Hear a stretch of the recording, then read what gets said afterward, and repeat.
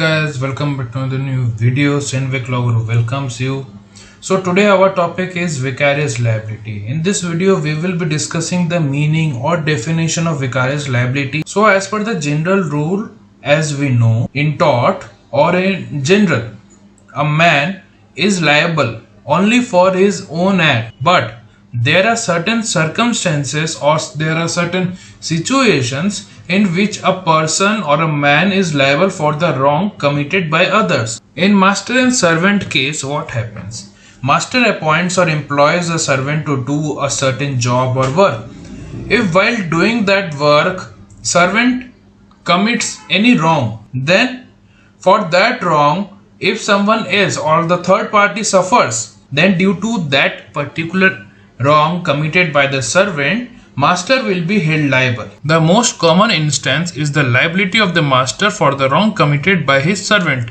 As I have already discussed, the plaintiff can sue the actual wrongdoer himself. The plaintiff, the suffering party, the third party who has been harmed or who has suffered loss, that person can sue the actual wrongdoer. That is, if the servant has committed any wrongful act or has done any wrongful act, and due to that wrongful act another party has suffered any loss or the plaintiff has suffered any loss or harm or injury, then the plaintiff can sue the servant, be he a servant or agent, as well as his principal.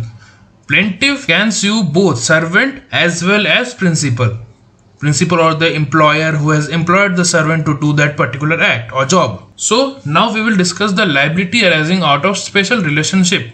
Vicarious liability may arise where the doer of the act and the person sought to held liable therefore are related to each other as master and servant, that I have already discussed now. If servant has done something wrong, then master will be held liable, or the servant can also be held liable. Next, owner and independent contractor. Next, principal and agent, company and its director, firm and its partners, husband and wife, guardian and ward, or father and child.